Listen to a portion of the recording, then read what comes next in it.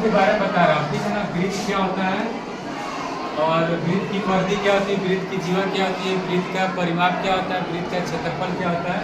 सबसे पहले तो जानकारी लेना हमको कि वृत्त से रिलेटेड चीज़ें क्या क्या होती है, ठीक है ना। पहले ध्यान दो, मैंने बताया था कि वृत्त की बहुत सी स्थितियाँ हैं जहाँ पर बताया जा सकता है। जैसे मैंने वृत्त है, वृत्त पर ये जो रेखाएं हैं जो बन रही है ये आपका जीवा होता है। क्या होता है बेटा? जीवा। और जो उसका शीर्ष जो बचा हुआ भाग होता है वो क्या कहलाता है? ये वाला, ये क्या कहलाता है? ये वाला जो रेखाएं जो जाती है इसे क्या कहते हैं? केंद्र से होकर जाने वाली रेखा क्या कहते हैं? व्यास। और जो व्यास होता है जीवा से क्या होता है? बड़ा होता है। और जो व्यास जो होता है जीवा से क्या होता है? बड़ा होता है। और जो जीवा होता है व्यास से क्या होता है? छोटा। समझ में आ गया? एक और बात है, देखिएगा, तो हमने जीवा का जो परिभाषा बताया था कि वृत्त पर दो बिंदु स्थित मिलाने वाली रेखा क्या कहते हैं? जीवा। बात आई है व्यास की।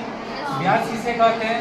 वृत्त की वह जीवा जो केंद्र से होकर जाता है उसे क्या कहते हैं? व्यास। केंद्र से होकर जाने वाली रेखा क्या कहते हैं? व्यास। और व्यास जो होता है जीवा से क्या होता है? छोटा। बड़ा होता है ना। जो व्यास होता है जीवा से क्या होता है? बड़ा। ये चीज हमें याद रखना है। उसके बाद हमने बताया था खंड के बारे में। वो खंड क्या है? वृत्त खंड। क्या होता है बेटा? वृत्त खंड। तो वृत्त खंड किसे कहते हैं?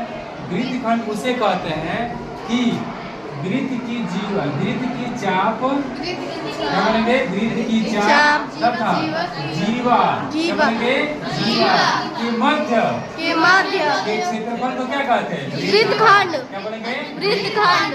वृत्त की चाप तथा जीवा के मध्य क्षेत्रफल को वृत्त खंड कहते हैं।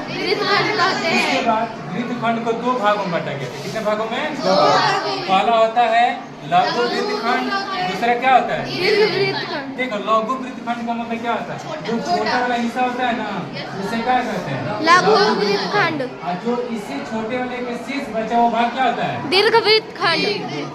क्या होगा बेटा? दीर्घ वृत्त खंड। समझ में आ गया? डेफिनेशन कैसे बताएंगे ये ध्यान में रखें, रुक जाइए। ये लिखा गया है कि बड़े वृत्त की चाप, क्या बोलेंगे जी? बड़े वृत्त की चाप। बड़े वृत्त की चाप, बड़े वृत्त उसके अंदर के क्षेत्रफल को क्या कहते हैं? दीर्घ वृत्त खंड।